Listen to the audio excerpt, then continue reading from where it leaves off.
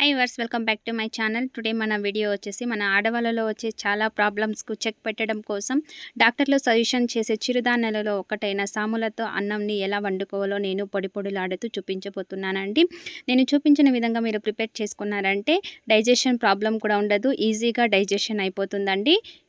మన చిరుధాన్యాలన్నిటిలోకెల్లా సాములు చాలా చిన్నగా ఉంటుందండి. అండకొర్రలు, కొర్రలు, వగరులు వీటితో కంపేర్ చేస్తే ఇలా ఒక గ్లాసు సాములను తీసుకొని నేను 2-3 టైమ్స్ బాగా వాష్ చిరుధాన్యాలలో డస్ట్ ఎక్కువగా ఉంటుంది కాబట్టి ఒక 2-3 టైమ్స్ కంపల్సరీ వాష్ చేసేసుకొని ఇందులో మట్టి ఏదైనా ఉంటే క్లీన్ చేసేసుకోవాలండి.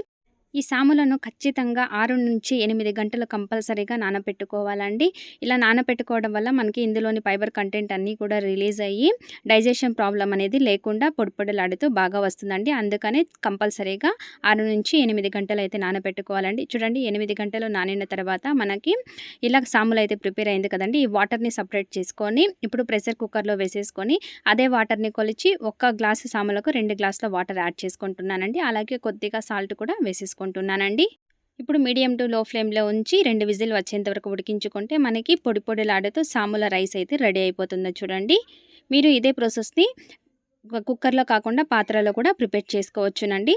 చూడండి, ఆరిన తర్వాత మనకి ఇంకా పొడి పొడిలాడుతూ రైస్ అయితే సాముల రైస్ ఈజీగా రెడీ అయిపోతుందండి. చేయడం కష్టం అనుకునే వాళ్ళు ఈజీగా ఇలా ప్రిపేర్ చేసుకొని హెల్తీ లైఫ్ని లీడ్ చేయండి. ఇలా ప్రిపేర్ చేసుకున్న రైస్‌ని పులుసుతోనూ, పప్పుతోనూ సర్వ్ చేసుకోవచ్చునండి. లేకపోతే ఇలా వెజిటబుల్‌తో కూడా మనం తాలింపు పెట్టేసుకొని ఈజీగా తినేయొచ్చునండి. డైజెషన్ ప్రాబ్లమ్ అయితే ఏమీ ఉండదండి. ఓకే ఫ్రెండ్స్, చూసారుగా ఈ వీడియో మీకు నచ్చినట్లయితే లైక్ చేయండి, షేర్ చేయండి, సబ్స్క్రైబ్ చేయండి. Thank you for watching. Take care.